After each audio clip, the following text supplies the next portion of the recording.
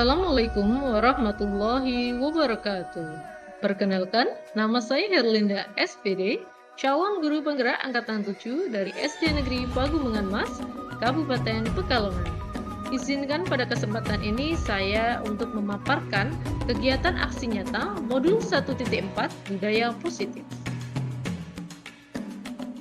Perkenalkan, beliau berdua adalah fasilitator dan pengajar praktik saya. Yang pertama, Ibu Heni Subianti SPD sebagai fasilitator, dan yang kedua ada Ibu Trilestari SPD sebagai pengajar praktik. Berikut rancangan tindakan aksi nyata yang saya lakukan. Yang pertama, latar belakang. Murid belum bisa menerima peraturan dan rendahnya dorongan intrinsik dari murid dalam mematuhi peraturan. Selama ini, jika mereka melakukan pelanggaran, maka akan mendapatkan hukuman atau sanksi. Namun, hal tersebut kurang efektif karena terkadang mereka akan mengulanginya lagi. Selanjutnya, tujuan aksi nyata. Tujuan aksi nyata yang pertama yaitu mewujudkan murid yang merdeka dan memiliki disiplin diri yang kuat. Dan tujuan aksi nyata yang kedua yaitu menumbuhkan budaya positif di sekolah dengan meyakini nilai-nilai kebajikan universal. Selanjutnya, tolak ukur saya dalam melakukan aksi nyata. Yang pertama, terbentuknya keyakinan kelas melalui kegiatan kesepakatan kelas yang dilakukan wali kelas dan murid. Dan yang kedua, siswa mampu menerapkan dan menjalankan keyakinan kelas yang telah dibuat dengan penuh tanggung jawab. Adapun lini masa tindakan yang dilakukan, yaitu pertama, menghadap kepala sekolah untuk menjelaskan pentingnya penanaman budaya positif dan keyakinan kelas di sekolah, serta meminta izin untuk mendiseminasikan dengan rekan-rekan guru di sekolah. Yang kedua, mengumpulkan rekan guru untuk melakukan diseminasi pemahaman materi budaya positif, khususnya keyakinan kelas dan segitiga restitusi. Dan yang ketiga, berkoordinasi dan berkolaborasi dengan wali kelas untuk membuat keyakinan kelas melalui kesepakatan kelas di masing-masing. Yang terakhir, memantau, mengevaluasi, dan merefleksi keyakinan kelas yang telah dibuat. Adapun dukungan yang dibutuhkan dalam kegiatan aksi nyata ini, yang pertama, dukungan dari kepala sekolah, rekan guru, serta murid, agar tindakan yang telah disusun dapat dilakukan dengan lancar dan menyeluruh. Dan yang kedua, sarana dan prasarana untuk menumbuhkan budaya positif di sekolah. Yang ketiga, dukungan orang tua murid dalam melakukan budaya positif di rumah.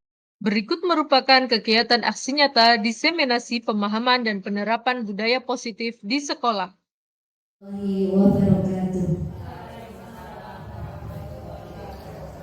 Alhamdulillahirrabbilalamin. Wassalatu wassalamu ala asrafil anbiya'i wal mursalin wa ala alihi wa sahbihi ajma'in. Yang kami hormati Ibu Kepala Sekolah SD Negeri Pagumengan Mas, yang kami hormati segenap Dewan Guru SD Negeri Pagumengan Mas, marilah pada hari ini kita panjatkan puji syukur kehadirat Allah Subhanahu wa Ta'ala yang telah melimpahkan taufik hidayah serta inayahnya kepada kita semua, sehingga pada hari ini kita bisa bermuja di SD Negeri Pagumengan Mas ini dalam rangka diseminasi budaya positif SD Negeri Pagumengan Mas. Salam serta salam semoga kita haturkan kepada junjungan kita Nabi Muhammad SAW yang kita nantikan syafaatnya kelak di yaumil qiyamah. Amin Allahumma amin. Bapak Ibu yang kami hormati, pada hari ini kami akan bacakan susunan acara.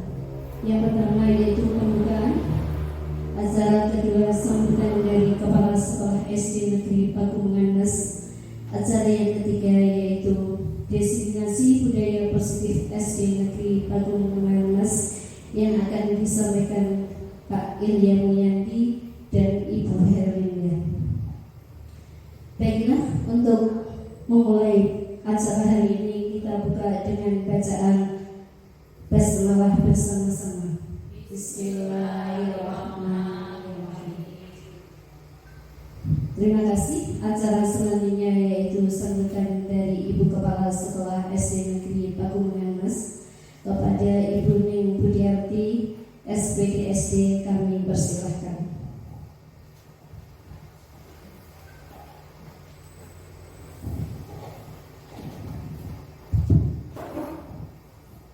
Assalamualaikum warahmatullahi wabarakatuh.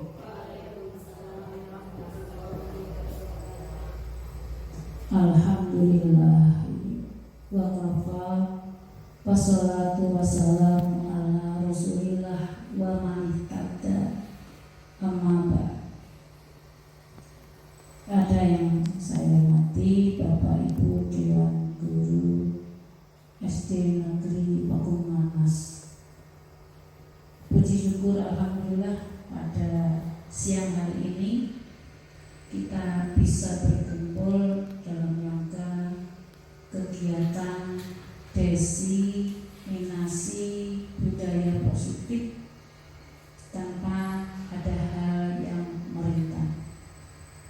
Sholawat serta salam semoga tetap tercurah pada junjungan Nabi Agung Muhammad Sallallahu Alaihi Wasallam, saudara, sahabat, serta kepada kita umatnya, dan semoga kita di akhir yaumul qiyamah nanti mendapat syafaatnya. Amin, amin ya rabbal alamin.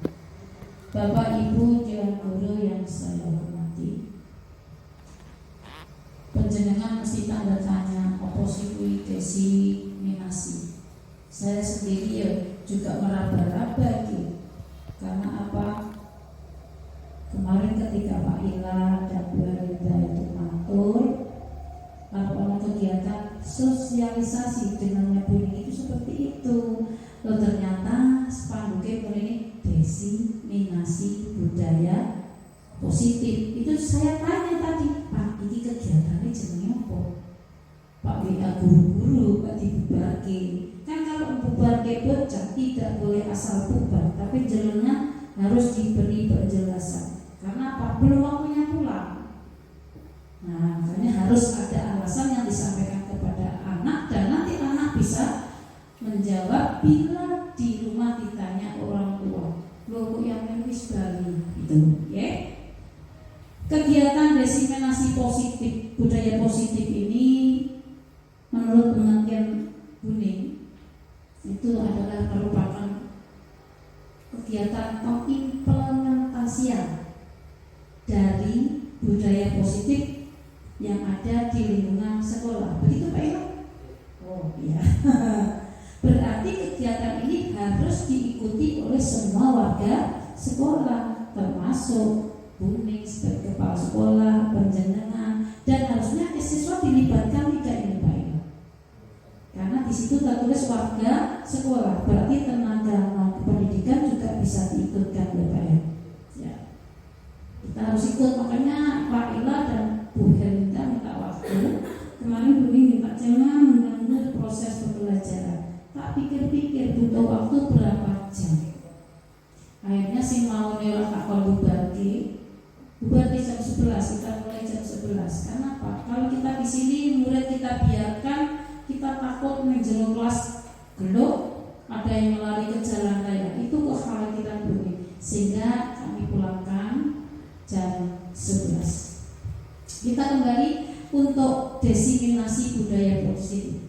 Materinya apa saja? Yang tahu adalah Pak Ila. Tapi Buning sedikit untuk ngerti.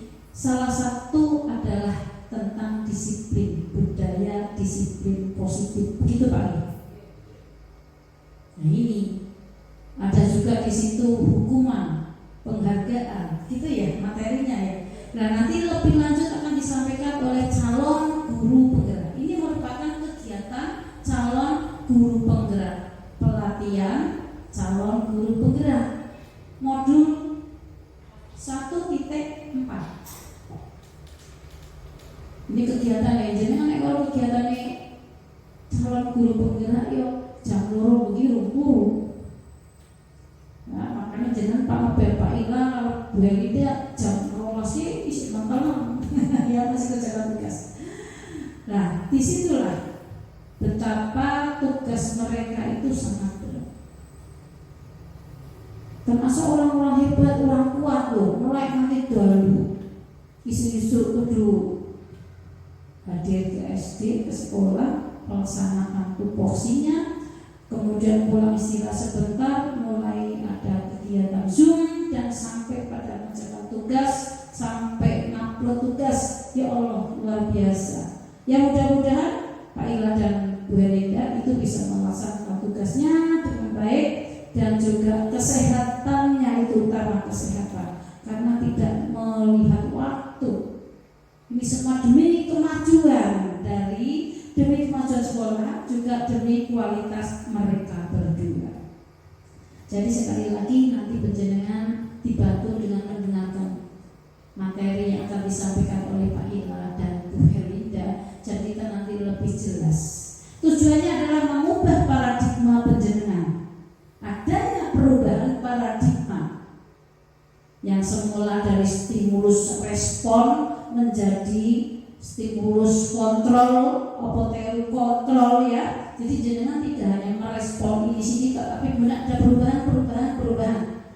Otomatis nanti semua warga di sekolah termasuk siswa akan ada perubahan. Ini ada juga di sini ditanamkan kedisiplinan Bapak Ibu. Nek penjenengan disiplin, insya Allah sesuai disiplin. Itu saja yang bisa saya sampaikan. Selanjutnya nanti akan lebih jelas disampaikan oleh mereka berdua. Bila ada salah kata, saya mohon maaf yang sebesar-besarnya. Akhirul kalam. Wassalamualaikum warahmatullahi wabarakatuh. Assalamualaikum warahmatullahi wabarakatuh.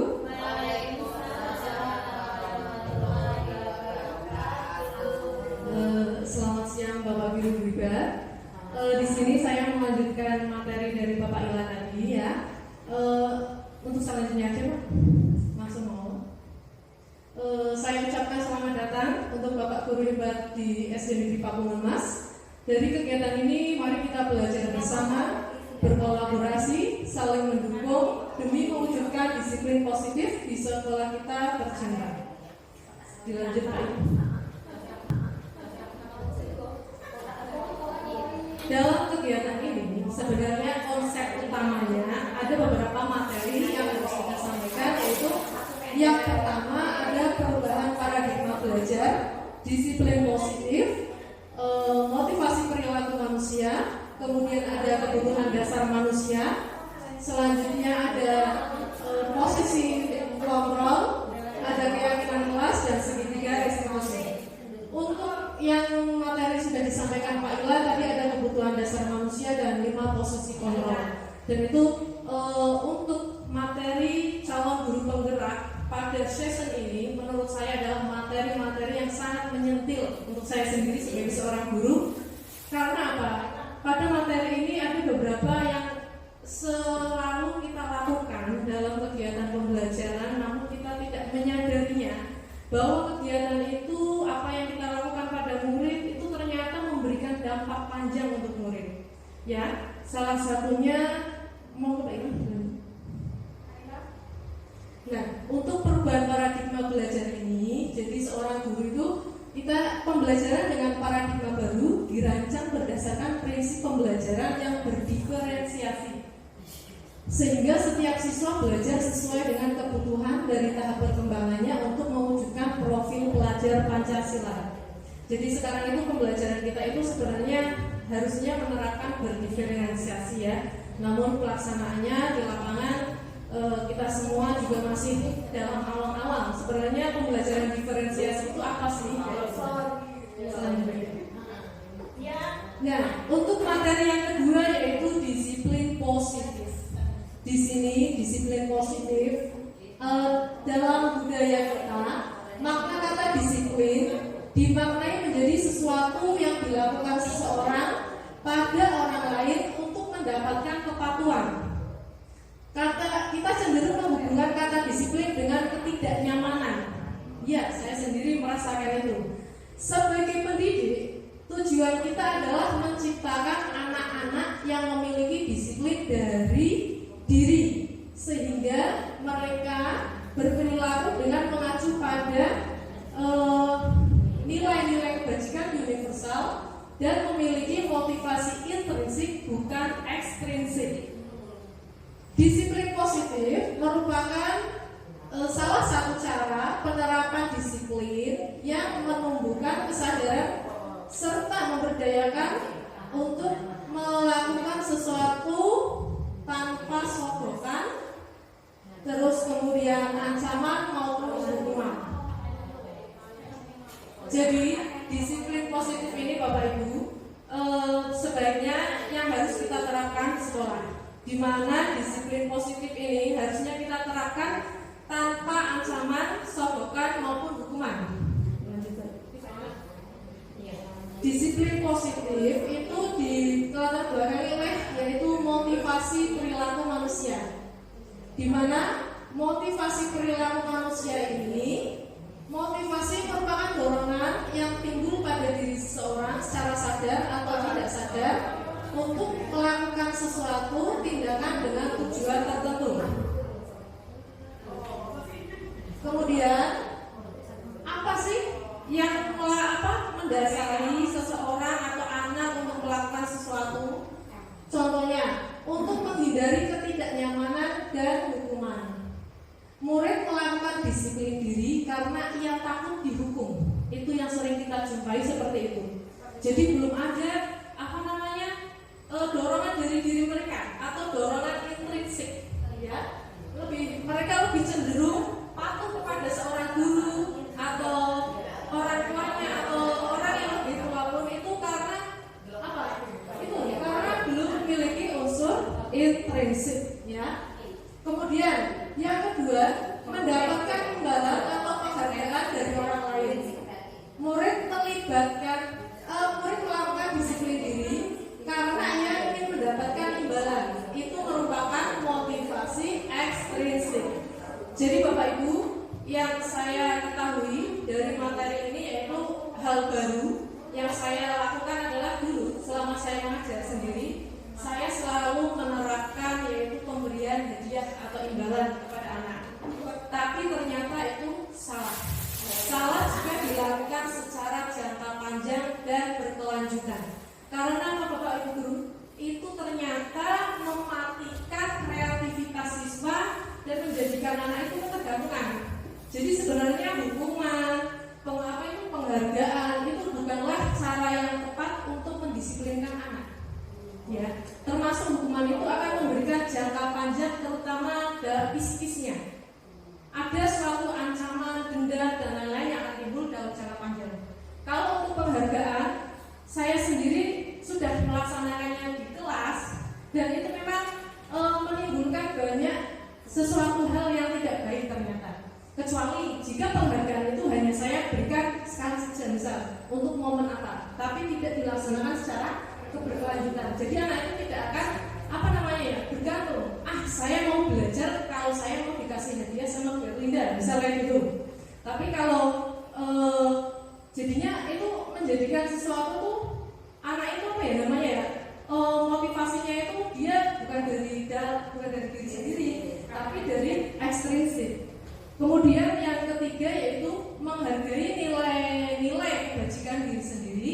Murid melakukan disiplin diri karena sadar akan nilai kebajikan dirinya ini merupakan motivasi intrinsik. Dan ini yang ketiga yaitu anak benar-benar melakukan sesuatu di kelas ataupun dalam melakukan sesuatu ketika pembelajaran itu didasarkan dari dalam dirinya sendiri. Lah bagaimana caranya Bapak Ibu?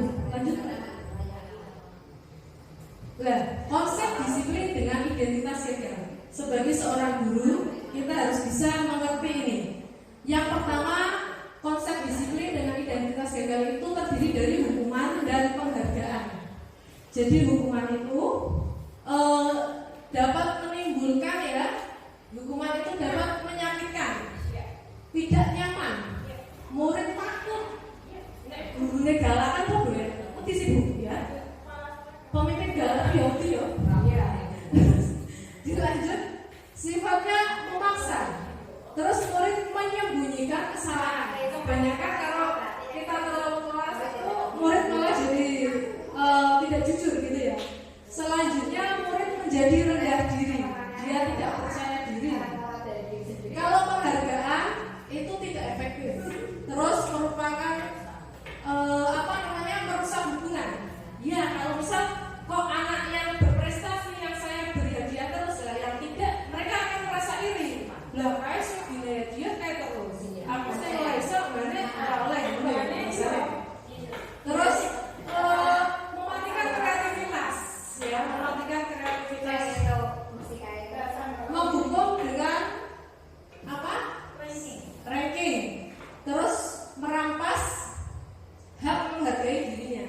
Jadi mereka seolah-olah melakukan sesuatu karena ingin mendapatkan sesuatu.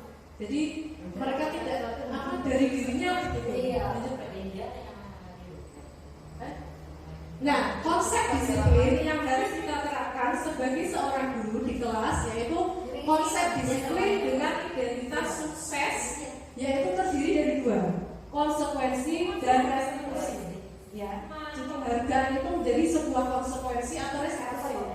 Cuman yang lebih tepat itu adalah nanti restitusi Bu. Kalau konsekuensi itu penguatannya jangka pendek, perlu monitoring berkelanjutan, stimulus respon, murid menghormati peraturan, kehilangan waktu untuk merenungi kesalahan. Tapi kalau kita menggunakan restitusi, murid bertanggung jawab untuk perilakunya, fokus pada pemecahan masalah jangka panjang. Kemudian murid menghormati dirinya dan orang lain. Teori kontrol. Jadi dalam restitusi itu kita sudah menerapkan teori kontrol ya. Kemudian selanjutnya yang kelima yaitu murid bersemangat memperbaiki kesalahan. Ya sering terjadi seperti itu Bapak Ibu. Seperti yang tadi dicontohkan dalam video dan Pak Ilasan sudah menyampaikan tentang 5 posisi kontrol, bahwa seorang guru terkadang asal memarahi, asal memberi hukuman tanpa suatu kesepakatan dulu dengan muridnya. Kalau ada telat tiba-tiba orang nggak ada PR, contohnya langsung dina hukuman apa? Nah itu sebenarnya tidak boleh. Harusnya kita membuat suatu kesepakatan dulu kepada anak. Kira-kira kalau seperti ini kamu melanggar, konsekuensinya apa? Terus apa yang perlu kamu lakukan? Kayak gitu nih. Lanjut lagi. Nah di sini ada stimulus respon dan teori kontrol itu di sini ada suatu perbedaan, dan kita seharusnya menerapkan teori kontrol untuk pembelajaran saat ini. Konsep disiplin pendekatan restitusi, sebuah cara menanamkan disiplin positif pada murid. Pengertian restitusi sendiri adalah proses menciptakan kondisi bagi murid untuk memperbaiki kesalahan mereka sehingga mereka bisa kembali pada kelompok mereka dengan karakter yang lebih kuat. Ciri-ciri restitusi sendiri adalah restitusi bukan untuk menebus kesalahan, namun untuk belajar dari kesalahan. Ya intinya kita sebagai guru harusnya sudah mulai menerapkan restitusi untuk mengatasi kasus-kasus atau permasalahan yang ada di kelas ya atau di sekolah Bapak Ibu. Lah, perbedaannya apa sih Bu? Hubungan konstitusi dan restitusi. Bu Hajimas sudah paham? Apa sih hubungan konstitusi? Kemudian sama restitusi, perbedaannya itu apa? Kalau di situ dijelaskan kalau hubungan itu guru menghukum siswa. Ini contohnya ada kasus siswa sering tidak mengerjakan PR. Iya, betul juga sih. Kalau konsekuensi apa ya?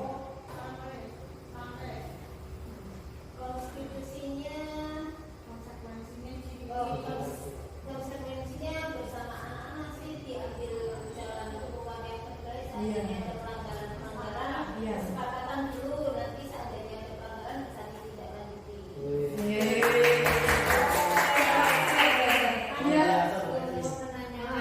Betul sekali. Ini ada satu kasus ya, siswa seorang maksudnya mengerjakan PR. Tapi di situ kalau hukuman, cara menghukum siswa tersebut langsung siswa tersebut hormat bendera selama 10 menit. Itu kalau hukuman pasti seperti itu, langsung. Nggih. Cara ya, kadang terjadi seperti itu ya. Silakan tulis kata ini sebanyak berapa lembar gitu.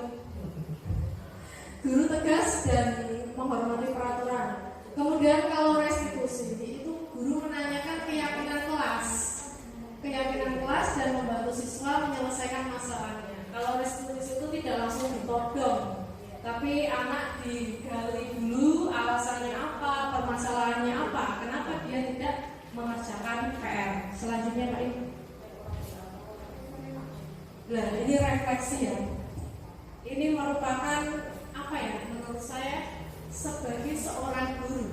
Jadi Jadi bukan hanya seorang murid saja, kita sebagai seorang guru pun apa? Guru adalah teladan bagi muridnya. Sebagai seorang guru, saat Anda hadir mengajar di kelas tepat waktu, motivasi apakah yang mendasari tindakan Anda? Apakah Anda datang tepat waktu karena tidak ingin ditegur oleh atasan Anda? Dan kemudian mendapat surat peringatan atau menghindari ketidaknyamanan dan hukuman? Atau Anda ingin mendapatkan pujian dari atasan Anda? Dan mendapat penghargaan sebagai karyawan atau guru berprestasi? Mendapatkan imbalan atau penghargaan dari orang lain? Atau Anda yang posisi mana ya? Atau Anda ingin menjadi orang yang menghargai waktu, menghargai diri Anda sendiri sebagai teladan bagi murid-murid Anda, karena Anda percaya tindakan Anda sebagai guru akan dicontoh oleh murid-murid Anda, menghargai nilai-nilai diri sendiri. Manakah motivasi yang paling kuat mendasari tindakan Anda, atau bahkan kombinasi dari dua motivasi atau bahkan ketiganya? Bagaimana Bapak Ibu? Panjenengan masuk kategori yang mana? Karena apa karena ingin dipuji dari atasan? Atau memang nilai itu muncul dari diri sendiri? Kita suka, kalau saya sendiri, saya sudah mau mulai mencoba untuk yang ketiga. Jadi gimana caranya saya itu berusaha untuk berangkat pagi. Tapi yang namanya guru, saya sadar sendiri saya belum bisa sampai ke titik itu, masih bolong-bolong. Karena kadang apa Bapak Ibu, kita sebagai manusia terkadang dihadapkan dengan sesuatu hal yang tidak disangka-sangka. Ya tidak Bapak Ibu, mau berangkat tiba-tiba anak rewel bisa saja. Mau berangkat tiba-tiba ada sesuatu yang menghalangi. Tapi kalau bujur rewel tidak mungkin ya.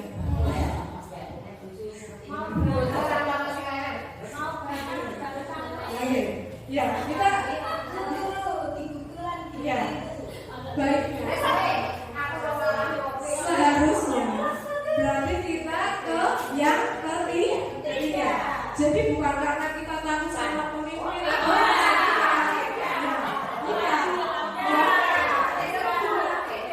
kita juga tidak karena ingin dipuji. Tapi itu benar-benar dari kesadaran kita. Saya sendiri, kalaupun misal saya terlambat, saya pun ya tetap saya akan merasa, oh ya aku lagi belum bisa menerapkan itu. Tapi kan setidaknya ada sedikit kesadaran diri saya bahwa saya itu masih belum sampai ke disiplin itu, dan saya ada niatan besok untuk bisa lebih baik lagi. Dan kita apapun itu niatnya sedikit apapun sekecil apapun, seharusnya itu sudah dihargai sebagai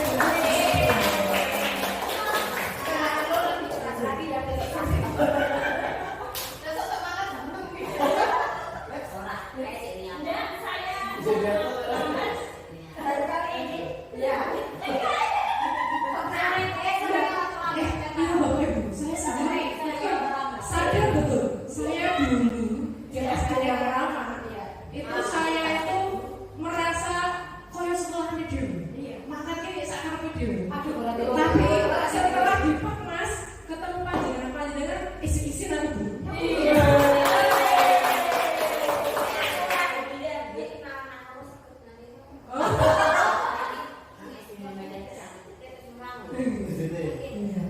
Gitu ya, benar Bu. Jadi saya sadar betul. Saya sekarang jadi untuk menimbulkan kenyamanan diri saya itu, yaitu posisinya saya melakukan sesuatu berdasarkan diri saya sendiri. Tidak ada kata itu saya takut, itu benar-benar kita dari diri kita sendiri. Jadi ya isin kalau murid ya jelasin memang ya. Cuma kan yang namanya guru tadi saya bilang, guru juga juga manusia biasa yang tidak bisa luput dari sebuah kesalahan ya. Lanjut Pak Ibu. Lanjut.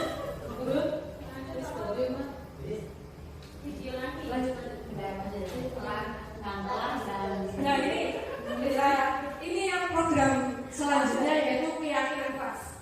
Ini yang sebenarnya perlu kita praktekkan Bapak Ibu. Kita seharusnya merubah peraturan ya. Peraturan itu harusnya tetap ada. Cuma di kelas itu untuk kita bisa sampai ke restitusi, itu sebaiknya kita membuat keyakinan kelas. Di mana keyakinan kelas itu dilaksanakan secara bersama-sama, kesepakatan antara murid dan guru. Kira-kira apa keyakinan kelas yang akan dimunculkan di dalam kelas masing-masing. Dan ketika murid melakukan suatu kesalahan, kita bisa mengembalikannya. Loh, kamu keyakinan kelas apa yang kamu langgar? Seperti itu ya. Di situ keyakinan kelas itu kita buat lebih abstrak dari peraturan. Kemudian berupa pernyataan universal. Kemudian dibuat dalam bentuk positif. Kalau kita kan bilangnya jangan berlari di koridor, misalnya gitu. Tapi dirubah bahasanya jangan menggunakan kata jangan, tapi berjalanlah di samping koridor, misal kayak gitu. Sedikit saja agar mudah diingat. Jangan banyak-banyak, antara 3 sampai 7 keyakinan kelas saja yang dibuat dengan murid panjenengan itu. Kemudian lanjut Pak Ibu. Nah, contoh keyakinan kelas ya. Ini adalah contoh keyakinan kelas 1. Setiap anggota kelas itu perlu belajar. Kemudian keyakinan kelas kedua, setiap anggota kelas perlu senang. Ada juga setiap anggota kelas perlu melakukan tugas.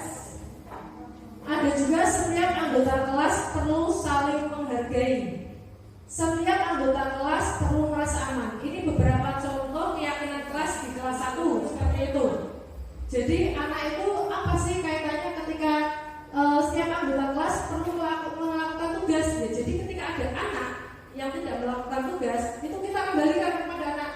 Coba kalian ingat lagi keyakinan kelas yang sudah kita sepakati itu apa. Jadi kalau kalian melanggarnya, kalian harus berbuat apa? Seperti itu. Dikembalikan, tidak langsung kita memberi hukuman jebret, tidak mengerjakan PR langsung dikasih hukuman apa itu enggak. Tapi kita buat dulu kesepakatan kelas ya bahasanya. Selalu kalau untuk kelas 4, kelas atas selalu bersikap positif. Contohnya yo nek ono bocah rada celeneh apa gitu ya sama temennya, kan kita ada keyakinan kelas ini kita bisa mengembalikan pada anak. Kalian ingat enggak keyakinan kelas kita apa? Selalu bersikap positif. Jadi kamu jangan berbuat nakal pada temanmu, misal seperti itu ya. Kita mencoba menggunakan bahasa yang seperti posisi manajer tadi. Lanjut. Nah, kemudian untuk penerapannya yaitu kita menggunakan segitiga restitusi. Dari segitiga restitusi ini dalam menyelesaikan suatu masalah dengan anak, kita itu terdiri dari 3 tahap. Yang pertama yaitu menstabilkan identitas. Yang kedua ada validasi tindakan yang salah. Kemudian yang ketiga menanyakan keyakinan. Nah, pada saat kita proses menstabilkan identitas, itu contohnya kamu bertanya. Ketika ada anak yang melakukan kesalahan, anak sedang apa ya, kayak tukaran mulu karo ini, kita bertanya dulu, kamu melakukan kesalahan apa gitu. Kemudian kita beri kekuatan pada mereka. Setiap orang pasti berbuat salah. Langsung saja ya Bapak Ibu ke videonya.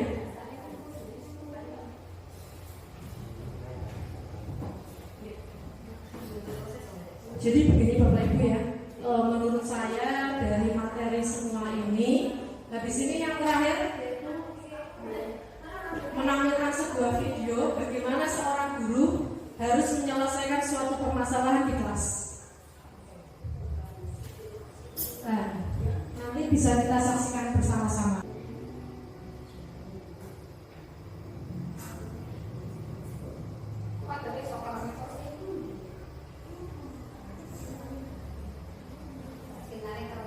Siapa?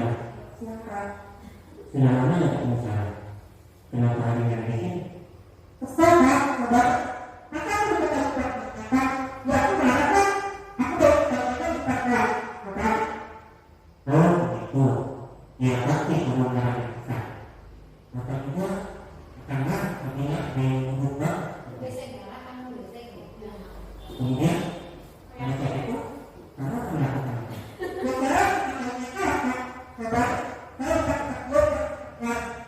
Oh begitu. Tapi kalau melakukan seperti itu, kalau sesuatu tertentu kan? Iya.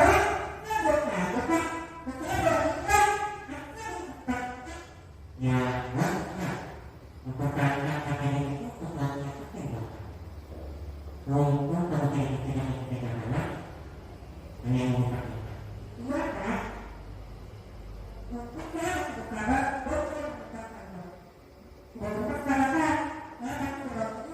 Ya, pasti ya. Tapi kamu memilih untuk pertahanan yang salah. Kamu memilih untuk tidak berbuat lebih parah lagi. Nah, sekarang coba kita lihat lagi. Tindakan kamu yang bukan kita di kelas. Tindakan kamu itu kira-kira sesuai dengan keyakinan kelas atau mungkin pasti. Jadi keyakinan atau mungkin mana yang sesuai dengan keinginan kamu.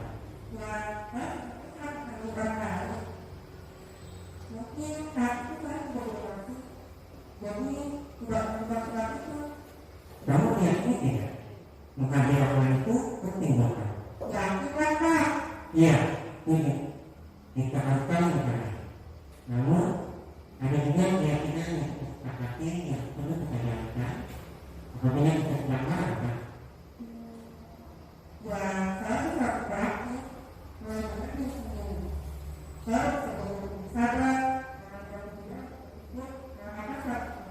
Kira-kira kamu bersedia memperbaiki masalah ini tidak? Kalau kamu memperbaiki masalah ini, kamu akan menjadi orang seperti apa?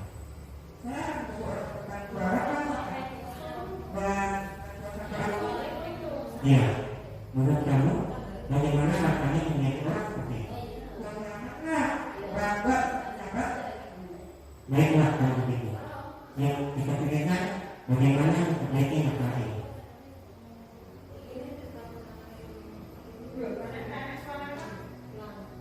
Iya.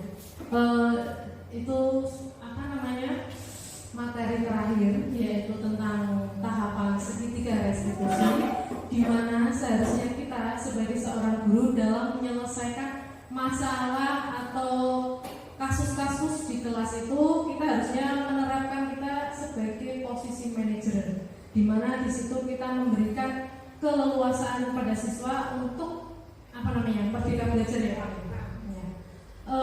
Selanjutnya sebagai penutup, saya hanya ingin berpesan kepada teman-teman semua bahwa kita merupakan satu kesatuan komunitas di mana saya, Pak Ila, dan yang lainnya tidak bisa melaksanakan budaya positif ini tanpa suatu kolaborasi dengan seluruh warga sekolah ya Bapak Ibu, termasuk dengan ibu kepala sekolah, guru, tenaga pendidikan, dan warga sekolah lainnya. Yang kedua yaitu saya berharap semua Bapak Ibu guru di sini selalu menjaga keharmonisan di antara guru, kemudian menjaga kekompakan, di mana kita itu berada dalam satu wadah yang sama tapi berasal dari karakter yang berbeda-beda. Saya sangat bangga berada di sekolah ini, di mana saya melihat guru-gurunya itu memiliki potensi-potensi yang sangat luar biasa dalam mengajar. Namun saya juga sadar saya tidak akan bisa memiliki potensi yang sama seperti mereka. Kenapa? Karena saya tidak mungkin bisa menjadi seorang Pak Ilham. Saya juga tidak mungkin bisa menjadi seorang Bu Winarti. Saya tidak bisa menjadi seorang Bu Sinta. Saya bisa hanya menjadi seorang diri sendiri yang berusaha dengan memiliki tujuan yang sama dengan guru-guru hebat tersebut, yaitu ingin membelajarkan murid, menjadikan murid itu menjadi murid yang bertanggung jawab sesuai dengan profil pelajar Pancasila. Yang kedua, yang ketiga, kita harus selalu menghargai potensi maupun karakter tiap pendidik maupun anak-anak di sekolah kita. Karena apa? Pentingnya saling menghargai itu dalam mewujudkan budaya positif ini sangatlah penting, di mana kita tidak bisa merendahkan guru lain ataupun siswa seperti ini. Misalnya Pak Ilan mengajarnya sangat bagus, sedangkan guru B mengajarnya sangat buruk. Itu tidak boleh ya Bapak Ibu. Seharusnya itu kita jaga. Karena apa? Setiap guru memiliki kodrat, juga kodrat alam ya. Sama seperti anak, guru memiliki karakter sendiri-sendiri dalam menciptakan anak-anak yang berprestasi. Jadi tetaplah percaya diri pada diri sendiri, ya. Tapi kita bisa mengambil hal positif dari guru-guru yang menurut Anda itu, wah, dia sangat luar biasa. Dan saya sangat kagum dengan seluruh guru di SD Negeri Pakuman Mas ini. Saya yakin untuk kedepannya SD Negeri Pakuman Mas ini akan menjadi sekolah yang berprestasi dan sekolah yang bisa menerapkan profil Pancasila untuk murid-muridnya. Dan untuk sebagai penutup ada sebuah kata, orang positif itu akan saling mendukung, sedangkan orang negatif itu akan saling menjatuhkan. Dan orang sukses itu tahu proses. Kalau orang gagal itu selalu protes. Dan semoga kita semua yang ada di ruangan ini adalah orang-orang yang positif dan yang orang sukses. Terima kasih. Terima kasih Bapak Ibu. Assalamualaikum warahmatullahi wabarakatuh. Terima kasih kepada Ibu Herlinda dan Pak Ilah Mulyani yang sudah memberikan ilmunya kepada kami, dan ini sangat bermanfaat sekali bagi kita semua, bagi kita sebagai guru. Acara selanjutnya yaitu penutup. Marilah acara kita tutup. Acara ini kita tutup dengan bacaan hamdalah bersama-sama. Terima kasih kepada Bapak Ibu semua atas perhatiannya. Kami sebagai pembawa acara yang menyampaikan mohon maaf yang sebesar-besarnya. Akhirul kalam, wassalamualaikum warahmatullahi wabarakatuh.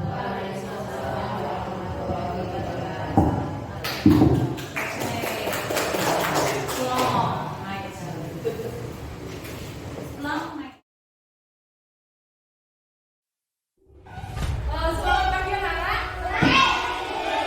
Oke, hari ini Ibu Ida mau tanya. Di kelas kita kan sudah ada peraturan ya. Salah satunya itu mengerjakan tugas, berangkat tepat waktu,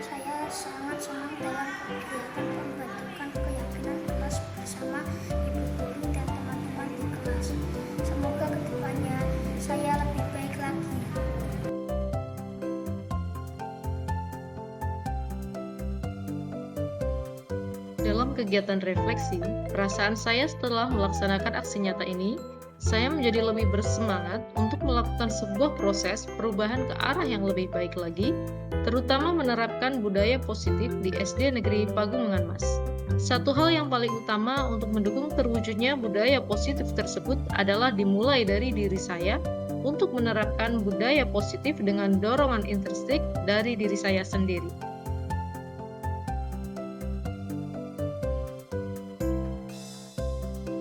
Rencana perbaikan untuk implementasi untuk kedepannya yang akan saya lakukan yaitu dengan melakukan pemantauan, mengevaluasi, dan merefleksi keyakinan kelas yang telah dibuat sesuai dengan kebutuhan dan keadaan murid. Terus meningkatkan kolaborasi dengan seluruh pihak di lingkungan sekolah, serta meningkatkan ilmu pengetahuan yang berkaitan dengan budaya positif. Terima kasih. Semoga bermanfaat untuk semua. Tergerak, bergerak, dan menggerakkan.